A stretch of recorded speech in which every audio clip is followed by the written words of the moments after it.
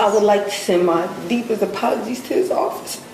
I never meant for none of this to happen. This October 23rd. No, let's back up. You did. Because your actions were all deliberate. Okay? This isn't the time to make excuses or to justify anything you did. You need to own it. Okay. What you did was deliberate. All right. You not only ran into that officer, you ran into his vehicle, and then you took off. Not only did you endanger his life, you endangered everyone else's life that was on that road. And I apologize. Send my deepest apologies to this officer. I'm truly sorry. I'm just happy that I pray every day that he wasn't, severely hurt. I pray every day he wasn't severely hurt and he was able to return to work. I understand that he was doing his job. I understand he's an officer of law. I understand that. And I pray every day that he wasn't severely hurt and that no one else was hurt in this incident. I'm very sorry.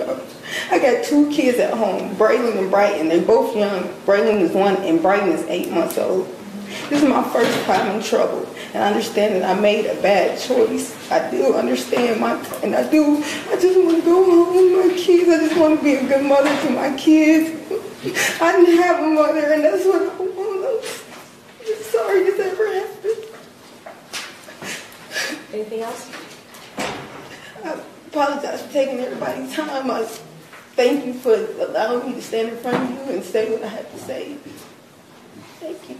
Ms. Smart, not only, I'm going to echo what the prosecutor said and what the detective said, not only obviously did you endanger that officer's life and everyone else's life on the road when you took off and fled from the police, you showed complete disrespect for law enforcement.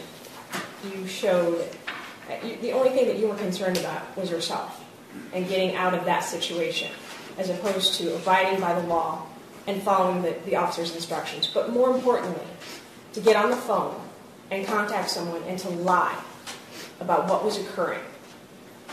You, in essence, were inciting the situation, escalating the situation. And as the prosecutor said, had the video not been available that showed that you were completely lying about what was occurring, then there would be a different atmosphere in this city. There would be a different atmosphere as it relates to this case. And you would have been responsible for that. And you didn't care about that because the only thing you cared about was yourself. You need to grow up. So you have 2 young kids, but you are still acting like you're that age. You need to start showing some respect for authority, for law enforcement. The only reason that you are not going to go to prison today is because you don't have a criminal history. But you're going to stay in the Oakland County Jail. And there are going to be a slew of conditions. And I'm promising you this today.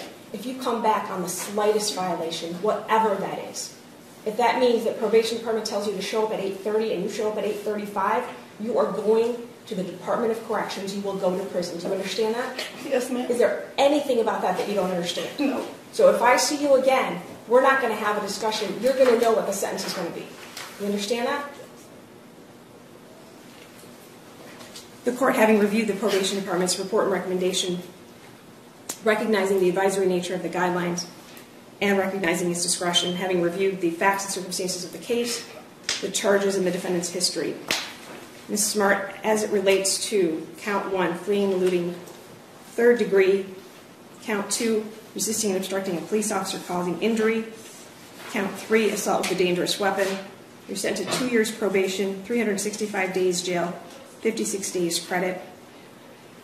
As it relates to count 4, driving with your license suspended, 93 days jail, 56 days credit.